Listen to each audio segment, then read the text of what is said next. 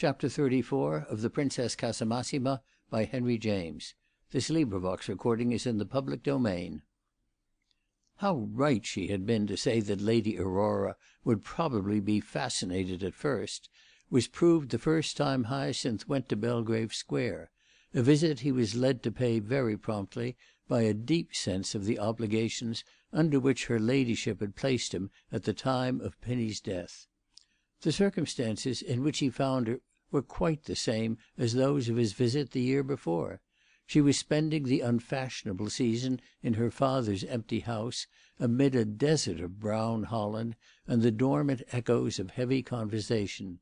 He had seen so much of her during Pinnie's illness that he felt, or had felt then, that he knew her almost intimately, that they had become real friends, almost comrades, and might meet henceforth without reserves or ceremonies.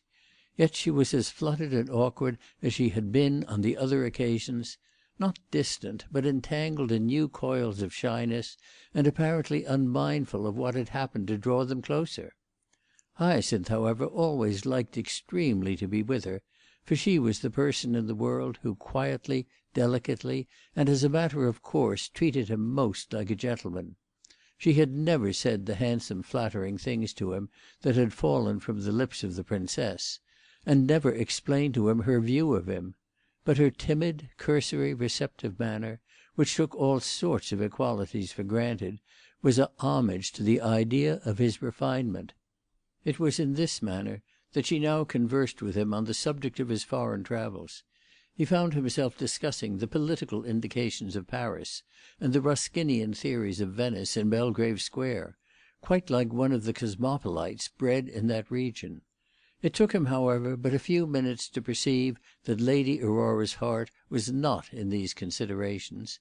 The deferential smile she bent upon him while she sat with her head thrust forward and her long hands clasped in her lap was slightly mechanical, her attitude perfunctory.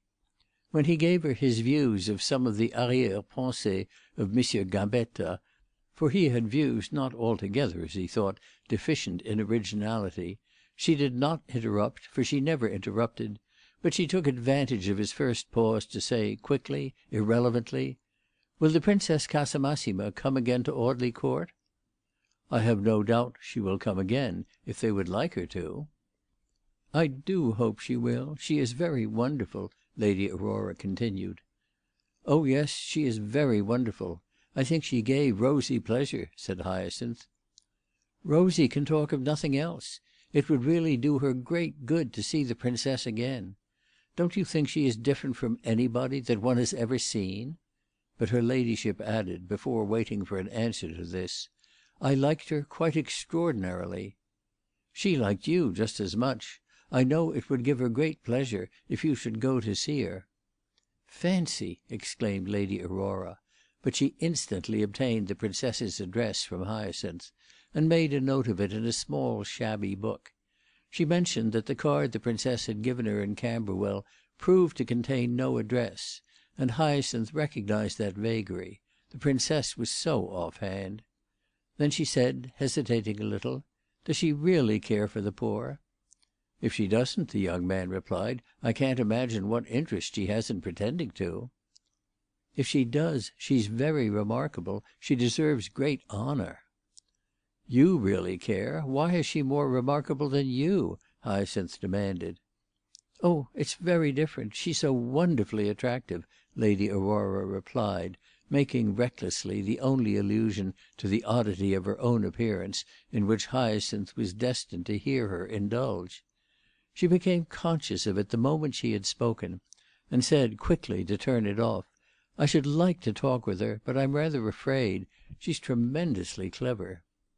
"Ah, what she is you'll find out when you know her," Hyacinth sighed expressively. His hostess looked at him a little, and then vaguely exclaimed, "How very interesting!" The next moment she continued, "She might do so many other things. She might charm the world." "She does that, whatever she does," said Hyacinth, smiling. "It's all by the way. It needn't interfere." "That's what I mean: that most other people would be content, beautiful as she is. There's great merit when you give up something." "She has known a great many bad people, and she wants to know some good," Hyacinth rejoined. "Therefore be sure to go to her soon." "She looks as if she had known nothing bad since she was born," said Lady Aurora, rapturously. "I can't imagine her going into all the dreadful places that she would have to." "You have gone into them, and it hasn't hurt you," Hyacinth suggested. "How do you know that? My family think it has." "You make me glad that I haven't a family," said the young man. "And the Princess? Has she no one?" "Ah, yes, she has a husband, but she doesn't live with him." "Is he one of the bad persons?" asked Lady Aurora, as earnestly as a child listening to a tale. "Well, I don't like to abuse him, because he is down." "If I were a man I should be in love with her," said Lady Aurora. Then she pursued, "I wonder whether we might work together?" "That's exactly what she hopes." "I won't show her the worst places," said her ladyship, smiling. To which Hyacinth replied, "I suspect you will do what every one else has done, namely, exactly what she wants." Before he took leave he said to her, "Do you know whether Paul Muniment liked the Princess?" Lady Aurora meditated a moment, apparently with some intensity. "I think he considered her extraordinarily beautiful, the most beautiful person he had ever seen." "Does he still believe her to be a humbug?" "Still?" asked Lady Aurora, as if she didn't understand. "I mean that was the impression apparently made upon him last winter by my description of her." "Oh, I'm sure he thinks her tremendously plucky." That was all the satisfaction Hyacinth got just then as to Muniment's estimate of the Princess. A few days afterward he returned to Madeira Crescent in the evening, the only time he was free, the Princess having given him a general invitation to take tea with her. He felt that he ought to be discreet in acting upon it, though he was not without reasons that would have warranted him in going early and often.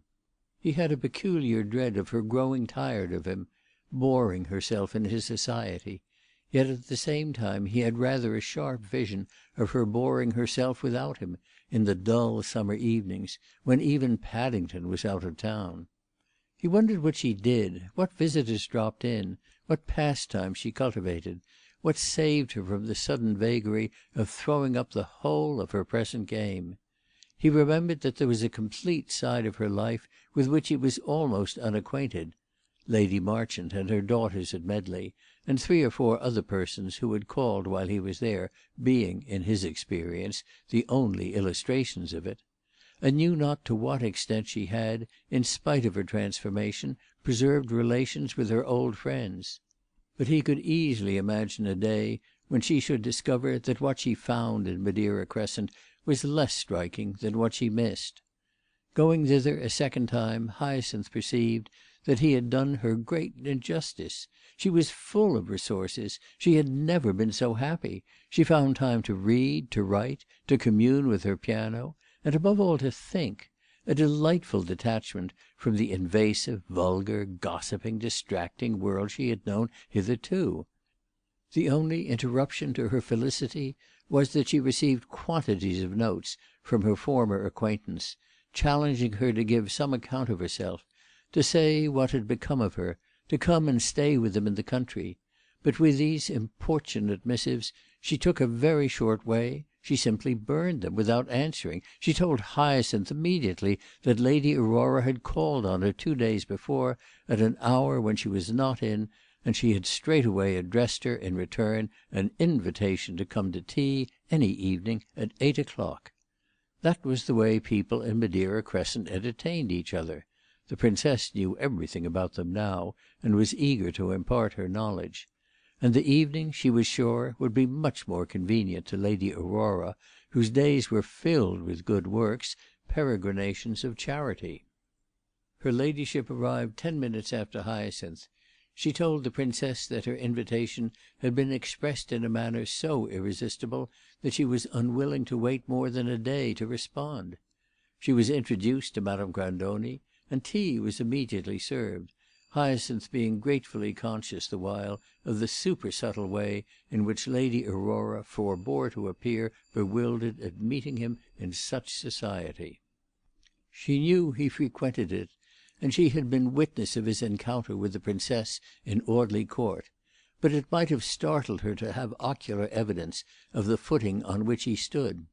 Everything the Princess did or said at this time had for effect, whatever its purpose, to make her seem more rare and fine, and she had seldom given him greater pleasure than by the exquisite art she put forward to win Lady Aurora's confidence, to place herself under the pure and elevating influence of the noble spinster.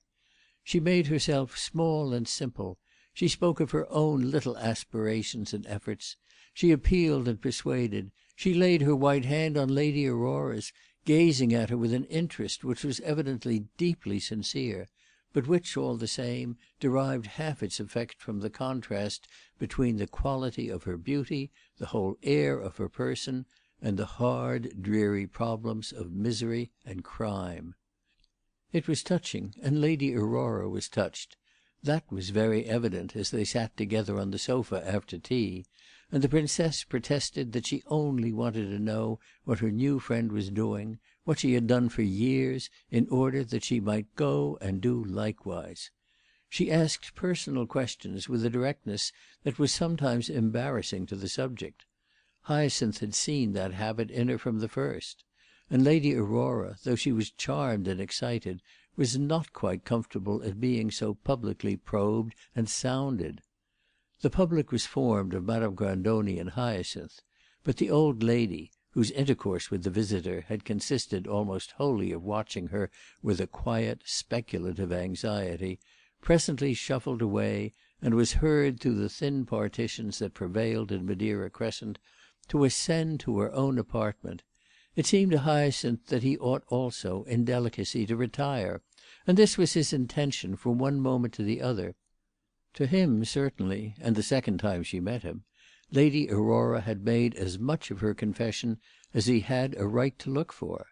After that one little flash of egotism, he had never again heard her allude to her own feelings or circumstances. "Do you stay in town like this, at such a season, on purpose to attend to your work?" the Princess asked; and there was something archly rueful in the tone in which she made this inquiry, as if it cost her just a pang to find that in taking such a line she herself had not been so original as she hoped. "Mr. Robinson has told me about your big house in Belgrave Square. You must let me come and see you there. Nothing would make me so happy as that you should allow me to help you a little, how little soever. Do you like to be helped, or do you like to go alone? Are you very independent, or do you need to look up, to cling, to lean upon some one? Excuse me if I ask impertinent questions. We speak that way, rather, you know, in Rome, where I have spent a large part of my life. That idea of your being there alone in your great dull house, with all your charities and devotions, makes a kind of picture in my mind. It's quaint and touching, like something in some English novel. English women are so accomplished, are they not? I am really a foreigner, you know, and though I have lived here a while, it takes one some time to find those things out au juste. Therefore, is your work for the people only one of your occupations, or is it everything? Does it absorb your whole life? That's what I should like it to be for me. Do your family like you to throw yourself into all this, or have you had to brave a certain amount of ridicule? I dare say you have. That's where you English are strong, in braving ridicule. They have to do it so often, haven't they? I don't know whether I could do it. I never tried. But with you I would brave anything. Are your family clever and sympathetic? No? The kind of thing that one's family generally is? Ah, well, dear lady, we must make a little family together. Are you encouraged or disgusted? Do you go on doggedly, or have you any faith, any great idea that lifts you up? Are you religious now, par exemple? Do you do your work in connection with any ecclesiasticism, any missions or priests or sisters? I'm a Catholic, you know, but so little. I shouldn't mind in the least joining hands with any one who is really doing anything. I express myself awkwardly, but perhaps you know what I mean. Possibly you don't know that I am one of those who believe that a great social cataclysm is destined to take place, and that it can't make things worse than they are already. I believe, in a word, in the people doing something for themselves. The others will never do anything for them, and I am quite willing to help them. If that shocks you, I shall be immensely disappointed, because there is something in the impression you make on me that seems to say that you haven't the usual prejudices, and that if certain things were to happen you wouldn't be afraid. You are shy, are you not? But you are not timorous. I suppose that if you thought the inequalities and oppressions and miseries which now exist were a necessary part of life and were going on for ever, you wouldn't be interested in those people over the river, the bedridden girl and her brother, I mean, because Mr. Robinson tells me that they are advanced socialists, or at least the brother is. Perhaps you'll say that you don't care for him, the sister, to your mind, being the remarkable one. She is, indeed, a perfect little femme du monde. She talks so much better than most of the people in society. I hope you don't mind my saying that, because I have an idea that you are not in society. You can imagine whether I am. Haven't you judged it, like me, condemned it, and given it up?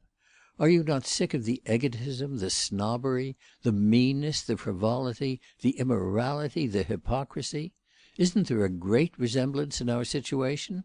I don't mean in our nature, for you are far better than I shall ever be. Aren't you quite divinely good? When I see a woman of your sort, not that I often do, I try to be a little less bad. You have helped hundreds, thousands of people. You must help me." These remarks, which I have strung together, did not, of course, fall from the Princess's lips in an uninterrupted stream. They were arrested and interspersed by frequent inarticulate responses and embarrassed protests. Lady Aurora shrank from them even while they gratified her, blinking and fidgeting in the brilliant, direct light of her hostess's attentions. I need not repeat her answers, the more so as they none of them arrived at completion, but passed away into nervous laughter and averted looks, the latter directed at the ceiling, the floor, the windows, and appearing to constitute a kind of entreaty to some occult or supernatural power that the conversation should become more impersonal. In reply to the Princess's allusion to the convictions prevailing in the Muniment family, she said that the brother and sister thought differently about public questions, but were of the same mind with regard to persons of the upper class taking an interest in the working people, attempting to enter into their life. They held it was a great mistake. At this information the Princess looked much disappointed. She wished to know if the Muniments thought it was impossible to do them any good. "Oh, I mean a mistake from our point of view," said Lady Aurora. "They wouldn't do it in our place. They think we had much better occupy ourselves with our own pleasures." And, as the Princess stared, not comprehending, she went on. "Rosie thinks we have a right to our own pleasures, under all circumstances, no matter how badly off the poor may be, and her brother takes the ground that we will not have them long, and that in view of what may happen we are great fools not to make the most of them." "I see, I see. That is very strong," the Princess murmured in a tone of high appreciation. "I dare say. But all the same, whatever is going to come, one must do something." "You do think, then, that something is going to come?" said the Princess. "Oh, immense changes, I dare say. But I don't belong to anything, you know." The Princess hesitated a moment. "No more do I. But many people do. Mr. Robinson, for instance," and she gave Hyacinth the familiar smile. "Oh, if the changes depend on me!" the young man exclaimed, blushing. "They won't set the Thames on fire. I quite agree to that." Lady Aurora had the manner of not considering that she had a warrant for going into the question of Hyacinth's affiliations. So she stared abstractedly at the piano, and in a moment remarked to the Princess, "I am sure you play awfully well. I should like so much to hear you." Hyacinth felt that their hostess thought this banal. She had not asked Lady Aurora to spend the evening with her simply that they should fall back on the resources of the vulgar. Nevertheless she replied with perfect good nature that she should be delighted to play, only there was a thing she should like much better, namely that Lady Aurora should narrate her life. "Oh, don't talk about mine. Yours, yours!" her ladyship cried, colouring with eagerness, and for the first time since her arrival indulging in the free gesture of laying her hand upon that of the Princess. "With so many narratives in the air, I certainly had better take myself off," said Hyacinth, and the Princess offered no opposition to his departure. She and Lady Aurora were evidently on the point of striking up a tremendous intimacy, and as he turned this idea over, walking away, it made him sad for strange, vague reasons which he could not have expressed. CHAPter XXXV.